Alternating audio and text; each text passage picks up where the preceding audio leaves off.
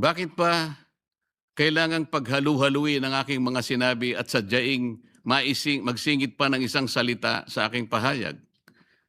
Sa mismong pagmamaniobra na ito, malinaw na may layuning baluktutin ang simpleng kahulugan ng aking sinabi. Ang salitang ngunit na kanilang isiningit para dugtungan ang isang pangungusap ay malinaw na matatagpuan sa page 19 ng TSN. Ipinalalabas nilang ito'y tuloy-tuloy kong sinabi, gayong sa opisyal na record ay malinaw na magkakahiwalay ang aking mga pahayag. Ang ganitong pag-edit at hindi simpleng pagkakamali lamang. Bagkus isa pong buktot na planadong pagkilos at tuwirang pagpapalit ng konteksto na nagpabago sa kahulugan ng aking mga ipinahayag. Mula sa isang inedit at pinagputol-putol na presentasyon, nabuo ang isang naratibong mabilis kumalat. Agad pinaniwalaan ng ilan at walang habas na ibinahagi nang hindi sinuri ang kabuuang konteksto ng aking mga pahayag.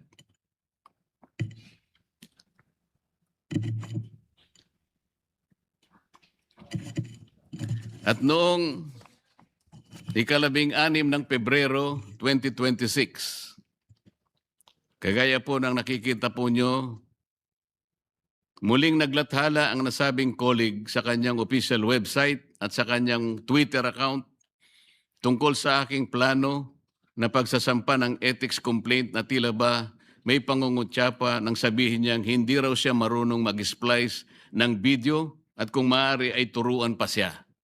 Ayan po ang nilagay niya. Ang ganitong pahayag na wari pagbibiro ay isa lamang paraan ng pag-iwas, ngunit halata naman na ang paratang ay hindi naitanggi. Mr. President, two of our colleagues would like to avail of the privilege hour, Mr. President. May we recognize our distinguished colleague from Tarlac and Pampanga, no other than Senator Rodante Marcoleta. Senator Dante Marcoleta is recognized.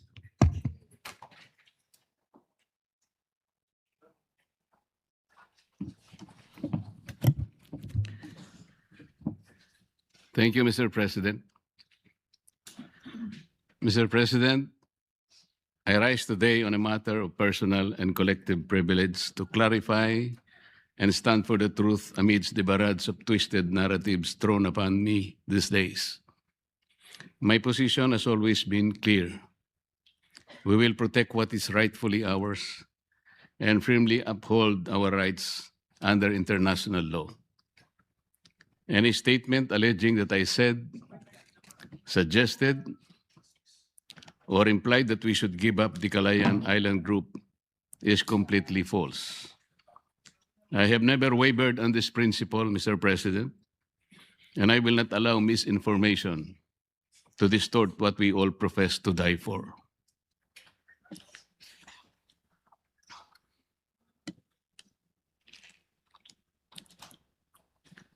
Cheap fakes. These are deceptively altered contents created through basic editing techniques. May appear simple, yet their consequences are profound.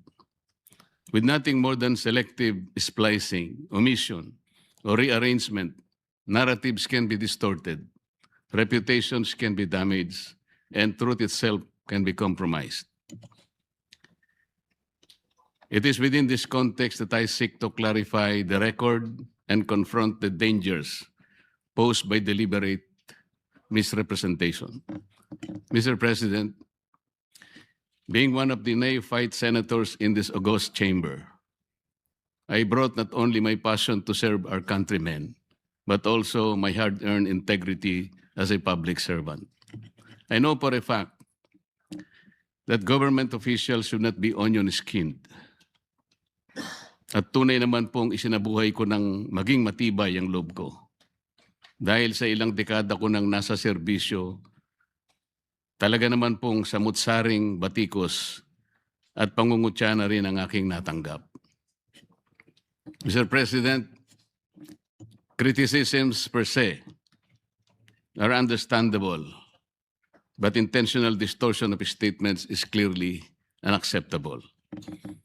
On 4 February 2026, the Commission on Appointments held a hearing for the confirmation of the ad interim appointments of the members of the Armed Forces of the Philippines.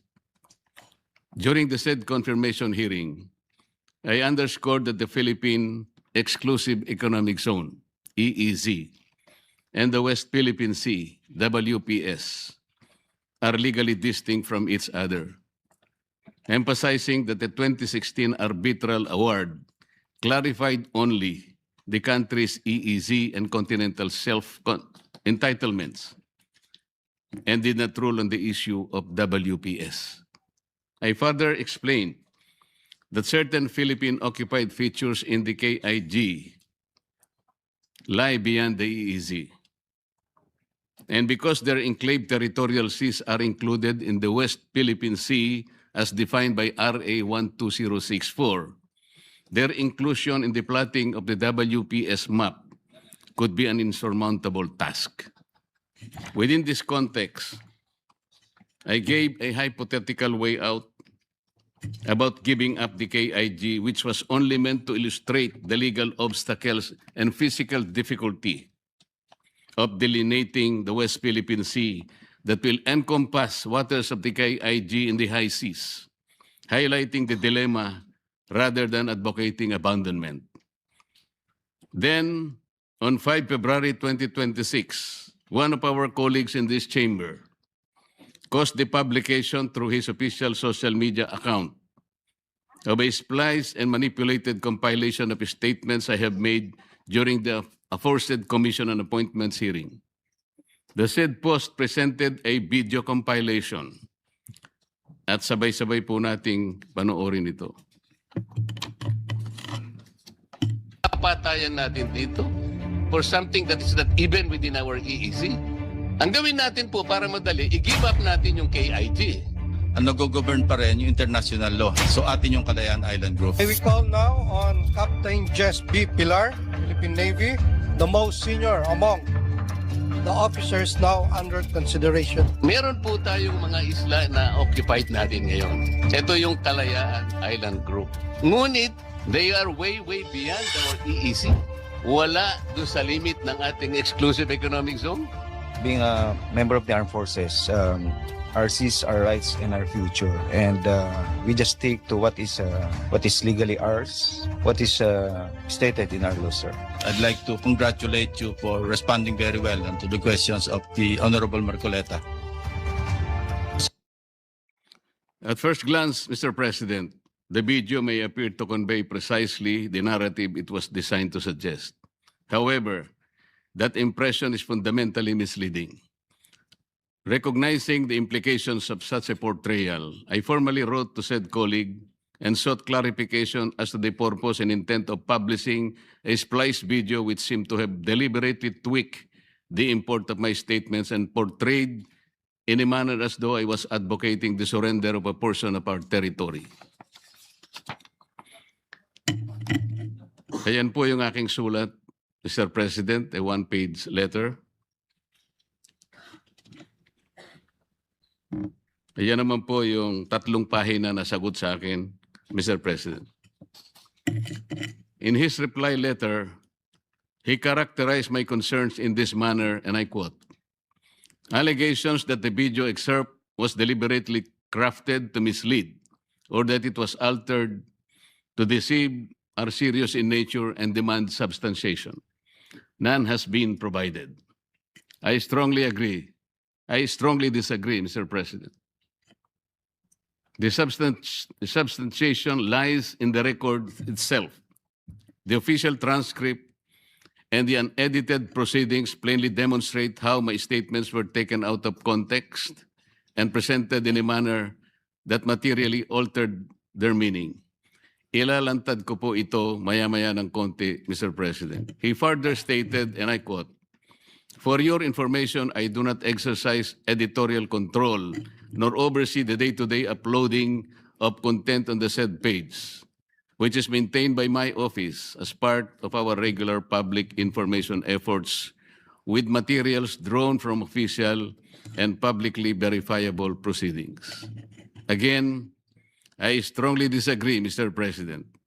Even if he does not exercise direct editorial control. Responsibility still lies with this office for ensuring that the materials they publish accurately reflect the context and intent of the proceedings.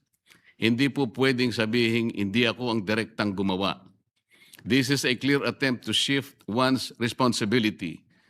So stated by our colleague in his letter. Sa batas at prinsipyo ng pamamahala, may tinatawag na command responsibility. Hindi maaaring maghugas ng kamay ang operator ng taxi or jeepney kapag nakasagasa ng kanyang driver, sa ilalim ng batas at ng prinsipyo ng vicarious liability. Ang operator pa rin ang nananagot dahil siya ang nagmamay-ari ng prangkisa at namamahala ng mga sasakyan. Ganon din ang may-ari ng karinderya. Kapag may na food poison, dahil sa pagkaing inihain, hindi niya maaaring ituro ang kusinera at sabihin siya ang nagluto. Sa mata ng batas, ang may-ari ng karinderya ang may pananagutan sa kalidad at kaligtasan ng pagkain. Sa paghahalin tulad po, Mr. President, sa kaso ng driver at kusinera, kahit ang lahat ay nangyari nang hindi sinasadya, nananagot pa rin ang may-ari. Sa kaso ng splice video, na maliwanag namang sinadya, lalong dapat managot ang may-ari, lalo pa kung siya ay talaga namang sangkot sa paggawa nito. Lastly, said colleague maintained that the video merely reflects what was posted in the Commission's official broadcast, and I quote, "Be that as it may, an objective viewing of the subject video would show that it is merely an excerpt from the official live broadcast of the Commission on Appointments hearing." Again, I strongly disagree, Mr. President. The truth is, it is a corrupted excerpt taken from the official live broadcast of the Commission on Appointments, presented in a way that selectively edited or rearranged my words for the purpose of distorting the meaning and misleading the people. Mr. President, his explanations do not address the central issue. The concern is not the source of the footage, but the manner in which it was spliced and deceptively presented. Appearances, as we know, can be engineered. The compilation was not an honest representation of the proceedings. What was shown was not the substance of the discussion, but manufactured impression. One that rearranged fragments of my remarks to create a meaning I neither intended nor expressed.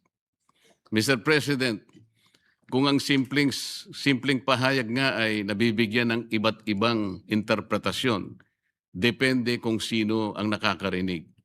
Paano pa kaya ang pinagsama-sama at pinagtagpi-tagping piraso ng salaysay? Hindi ba't mas maraming malilihis sa tunay na konteksto at mensahe na nais maiparating? These statements were maliciously lifted, compiled, and used without consideration of its context. The complete transcript of the hearing would clearly show that there was no intent to surrender our rightful territory. As I previously said, it was only to illustrate the Herculean task of delimiting the West Philippine Sea in relation to the enclave territorial seas of each of the occupied and claimed features in the Kalayaan Island Group, most of which lie in the high seas. Mr. President, in the interest of transparency and fairness, I will be presenting the original video excerpts from which the circulated clips were taken, alongside the edited compilation that was posted on our colleague's official page, and the pages of the transcript where it was lifted from. By laying them side by side, we and the public will clearly see how particular statements were extracted from different portions of the hearing and rearranged in sequence to construct a narrative that did not exist in the actual exchange. The comparison will demonstrate in concrete terms how selective cutting and reordering of remarks can transform a hypothetical illustration into what falsely appears to be a categorical position. In doing so, I seek clarity so that the record may speak for itself, complete and unaltered.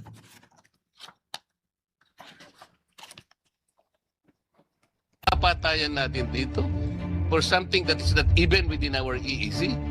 Ang gawin natin po para madali, i-give up natin yung KIG. Ano ba talaga ipagpapatayan natin dito? We will offer our lives, including the lives of our children, and to die for it, for something that is not even within our EEC. Ang gawin natin po para madali, i-give up natin yung KIG. Then, mako-coordinate na natin lahat. But until and unless nandun yung KIG, wala nga po nasa labas po ng ating exclusive economic zone. Paano po malalagay sa entire West Philippine Sea? Mr. Chair, kaya po yun ang dahilan, hindi po tayo makagawa ng mapa para sana ma-submit na natin. And in our lifetime, we will able to see doon sa entire stretch ng South China Sea, lalabas doon ang West Philippine Sea. Ang video na nasa kaliwa, Mr. President, ay nagmula sa Facebook page ng ating colleague. Yung nasa kanan po ay ang original na video. Mapapansin po ninyo, ang pinagkunan po niya, pinagsama-samang salita upang mabuo ang isang pangungusap. Katulad po ang nakalagay sa yan pong nakikita ninyo, yung kulay pink po sa baba, nakalagay, Senator Marcoleta, ano ba talaga ang pinagpapatayan natin dito for something that is not even within our EEC? Ang gawin po natin para madali, i-give up natin yung KIG. Tingnan po ninyo yung mga phrases, mga parirala, mga salita na nakukulayan ng yellow. Doon po niya kinuha lahat yun at pinagdugtong-dugtong. Yung una pong nasa yellow ay page 22, line 9. Yung CCA live timestamp po ay 10649 to 10652. Yung pangalawa pong nasa yellow at yung pangatlo page 22, lines 10 to 12. CA live timestamp 10658, 10704. Diyan po ninyo makikita na pinagdugtong-dugtong lang po ang aking sinabi para sa ganon makapagporma ng isang pangungusap na mag-iiba ang kanyang kahulugan. Ang pahayag kong ito, Mr. President, ay matatagpuan sa page 22, line 9 at lines 10 to 12 ng CA transcript of stenographic notes noong ika-4 na Pebrero kung saan tinanong ko sila kung alam na ba natin ang ating coordinates sapagkat ang ating mga kasamaan sa armed forces ay nakikipagpatayan upang proteksyonan o protektahan ang ating teritoryo kahit na wala pa tayong kasiguraduhan sa hangganan nito.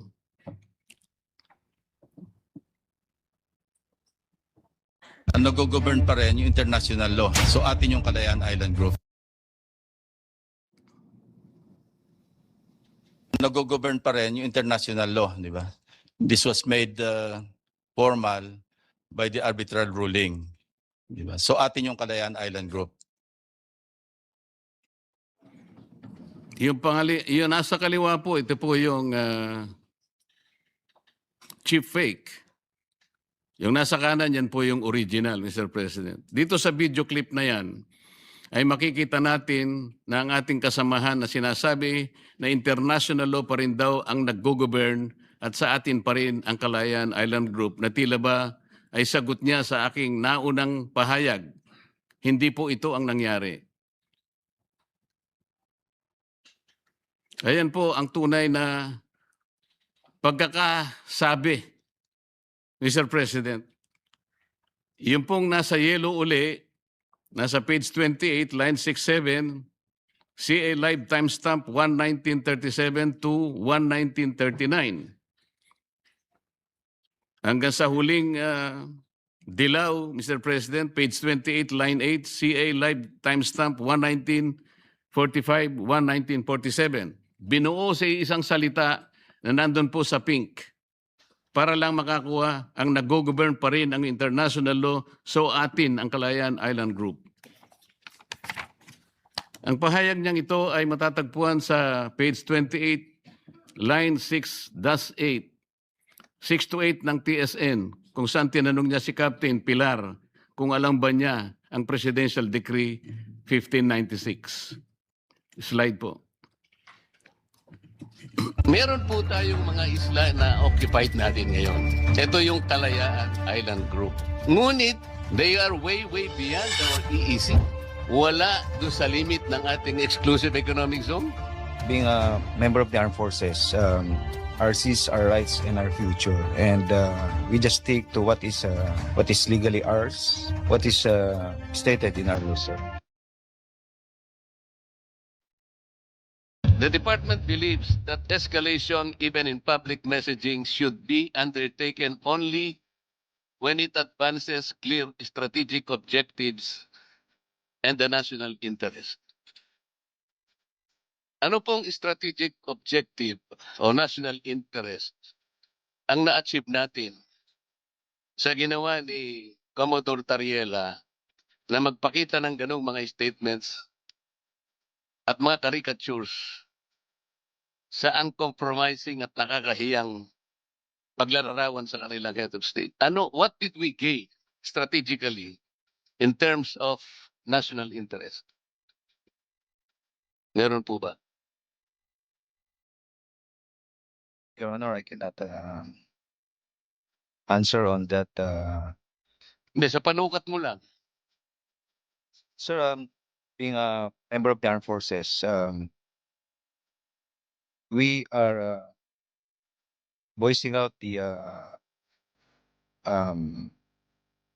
term our seas, our rights, and our future. And we just stick to what is being dictated in our what is legally ours and what is stated in our law, sir. What is legally ours must be defended. Must be protected, and we should fight it out to the last drop of our blood. Sir President, sa mga video clips naman Meron na yan, po tayong mga isla na occupied natin ngayon. Ito yung Kalayaan Island Group. Alam na po ninyo yon. Meron tayong 4 na features in the Kalayaan Island Group.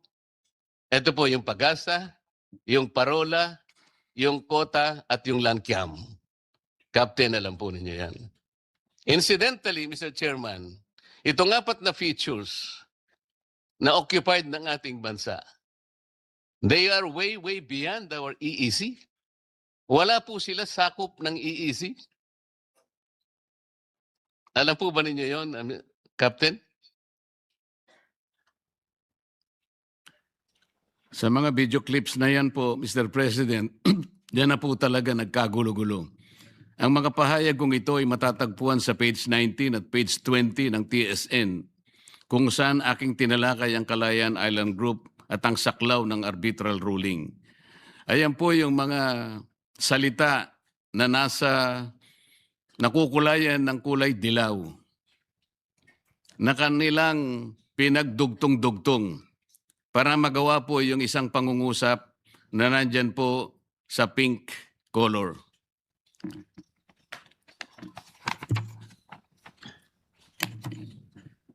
Ayan po, yung page 19, line 58. Nandyan na naman po yung 3 nakakulay na mga pahayag ko at pagkatapos pinagdugtong-dugtong uli para makakuha ng isang salita na nakukulayan sa kulay rosas.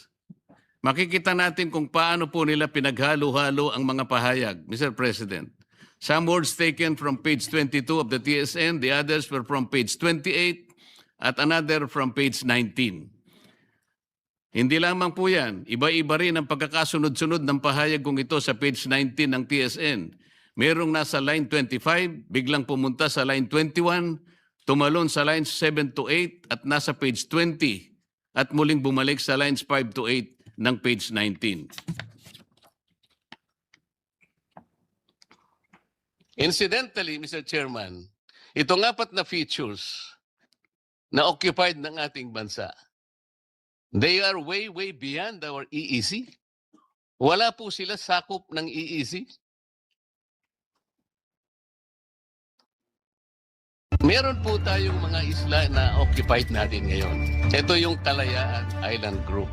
Ngunit, they are way, way beyond our EEZ. Wala doon sa limit ng ating exclusive economic zone. Being a member of the armed forces, our seas, our rights, and our future. And we just stick to what is legally ours, what is stated in our law, sir. Napansin po ba ninyo, Mr. President? Doon sa original, yun po yung bandang kaliwa, at saka yung kanan, bandang kanan, nagsingit sila ng isang salita ng ngunit para pagdugtungin po ang isang statement. With the insertion of the word ngunit, what was supposed to be a mere informative statement on the arbitral award suddenly evoked a negative connotation because it was connected to the KID, somehow portraying as if I was asserting that we cannot exercise sovereignty over the features outside the EEZ. It created an unwarranted sense of contradiction or mischaracterization, distorting the legal point I intended to emphasize.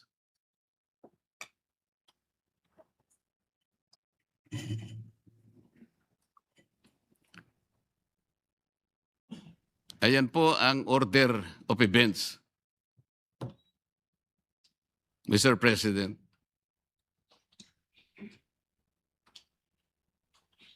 No, sa version po na cheap fake, ayan po yung 10649 to 10737. At ang timestamp po sa CA's live feed, 11937, 11947, 1017 to 10145, tsaka po yung 57, 51, and 5916. Mr. President, malinaw sa slide na ito kung paanong pinag-iba-iba ang pagkakasunod-sunod ng mga video clips.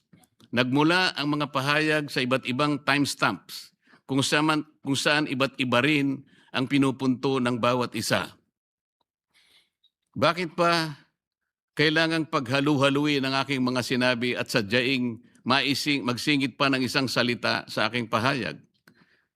Sa mismong pagmamaniobra na ito, malinaw na may layuning baluktutin ang simpleng kahulugan ng aking sinabi. Ang salitang ngunit na kanilang isiningit para dugtungan ang isang pangungusap ay malinaw na matatagpuan sa page 19 ng TSN.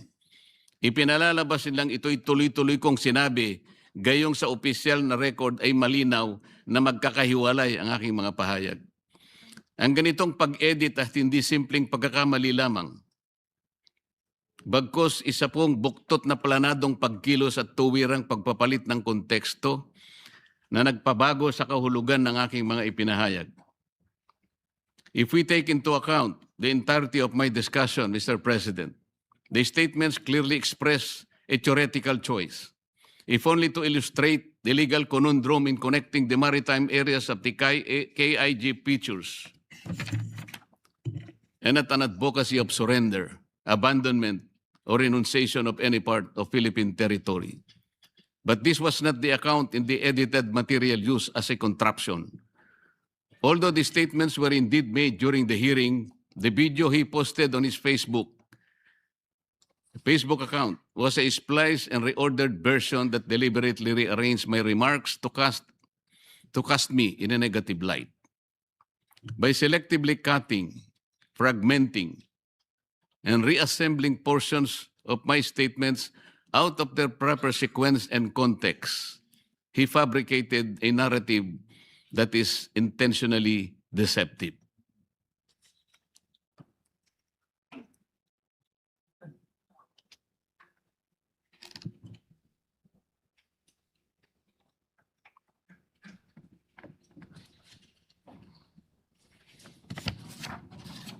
Sa mga slides na nakikita po natin, Mr. President, Makikita rin natin kung paano umalingaw-ngaw ang epekto ng nasabing splice video sa iba't ibang TV networks, pahayagan sa social media at sa mga kilalang personalidad sa politika. Mula sa isang inedit at pinagputol-putol na presentasyon, nabuo ang isang naratibong mabilis kumalat. Agad pinaniwalaan ng ilan at walang habas na ibinahagi nang hindi sinuri ang kabuuang konteksto ng aking mga pahayag.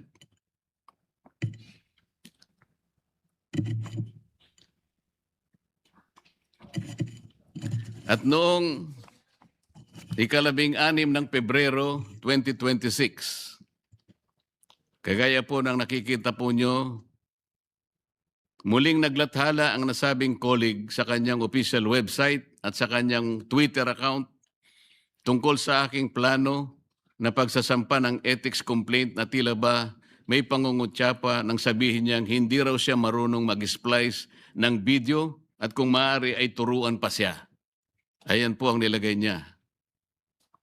Ang ganitong pahayag na wari pagbibiro ay isa lamang paraan ng pag-iwas, ngunit halata naman na ang paratang ay hindi naitanggi. Ginoong Pangulo, kahit pa marunong akong mag-splice o mag-edit, kailanman ay hindi ko ituturo kung ito ay gagamitin sa kamalian na magdudulot ng kalituhan o kapahamakan sa aking kapwa. Ang sabi nga niya, ang tama ay ipaglaban, ang mali ay labanan.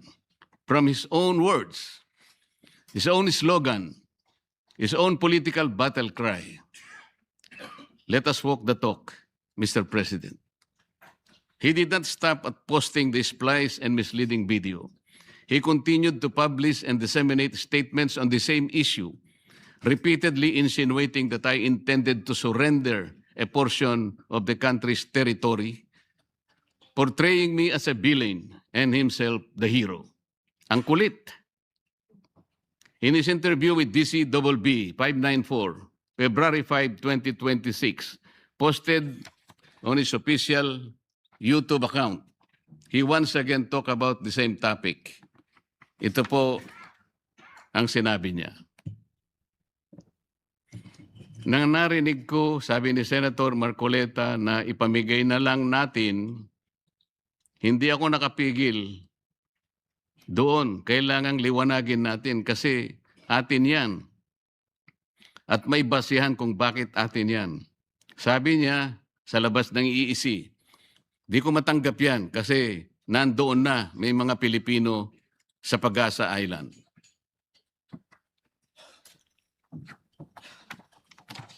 On February 7, 2026, ang nakikita nating social media post. Ayan po, Mr. President. The same colleague once again utilized his official Facebook page, website, and other social media accounts and published an article discussing the Kalayaan Island Group, asserting that relinquishing it would be tantamount to surrendering the entire nation.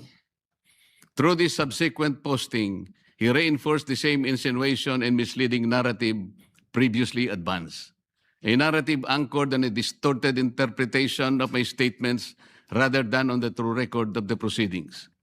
This development, Mr. President, naturally raises serious questions.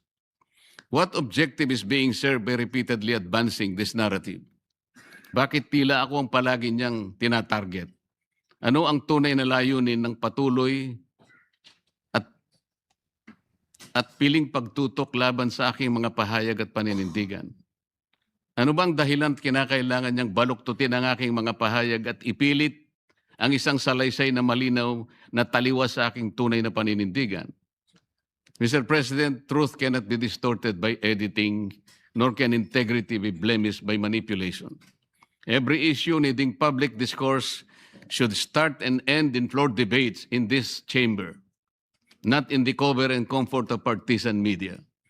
When statements are deliberately stripped of context and repackaged to mislead the public, the injury is not merely personal, it is institutional. It corrodes trust, distorts democratic debate, and undermines the very standards of fairness this chamber is duty-bound to uphold. I therefore place on record this demand for clarification firm in the conviction that reasoned discussion must prevail over misrepresentation. Para sa kalaman ng lahat, falsification of a video recording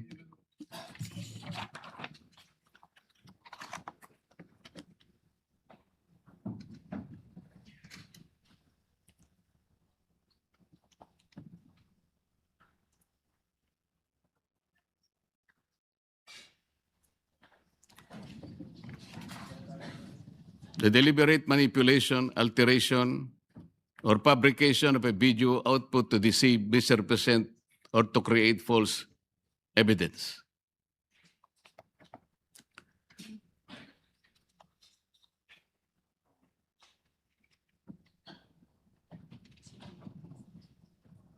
Yung slide 25, please.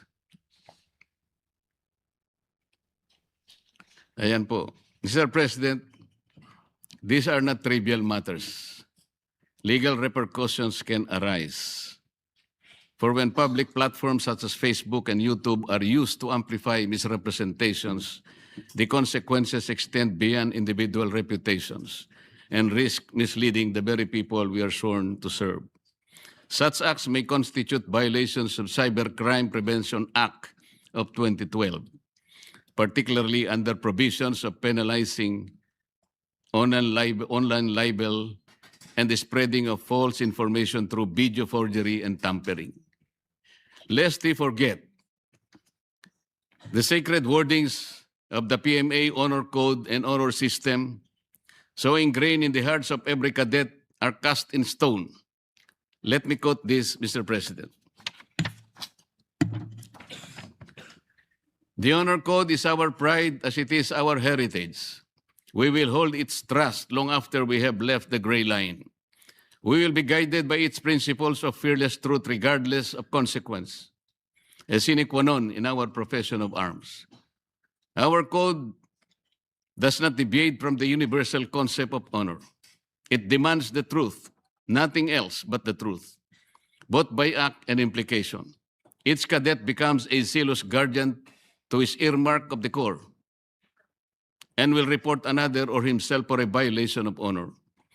It is in keeping this priceless legacy from our predecessors that we seek to transmit it unblemished to the unending gray line. Mula sa PMA Code, Ginoong Pangulo, dalawa pa lang napaka-importanting tanong ang dapat masagot ng bawat kadete ng Philippine Military Academy. Una, do I intend to deceive? Pangalawa, do I intend to take undue advantage? If a cadet can answer no to both questions, he is not guilty of any honor violation. Ngunit kung hindi ka naman makakasagot ng hindi sa dalawang tanong na ito, wala kang karapatan upang matawag na marangal. Mr. President, if the Philippine Military Academy requires every cadet to answer 2 questions on the virtue of honor, shouldn't we ask ourselves if we all deserve the honor of serving our people in this chamber? Mr. President, when he spoke last February 21, 2026, during the PMA Alumni Homecoming where he was guest speaker, he declared, and I quote,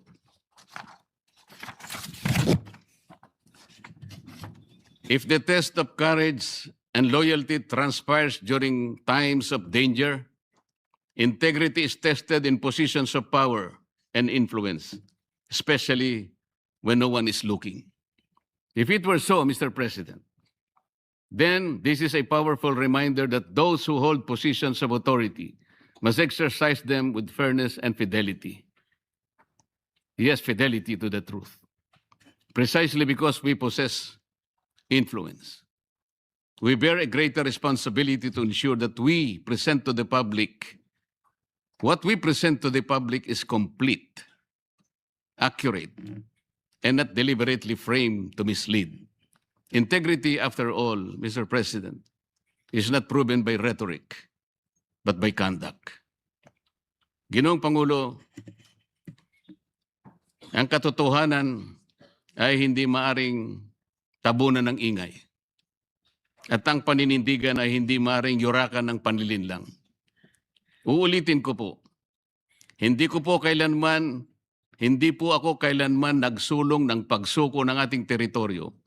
Ako'y naninindigan para sa malinaw, tapat at responsableng pagtalakay ng batas at ng ating pambansang interes. Sa harap ng baluktot na salaysay, ako'y nananatiling matatag sapagkat sa huli, ang katotohanan ay mananaig at ang taong bayan ay may karapatang malaman ng buong katotohanan, walang dagdag, walang bawas, walang panlilinlang. Maraming salamat po, Mr. President.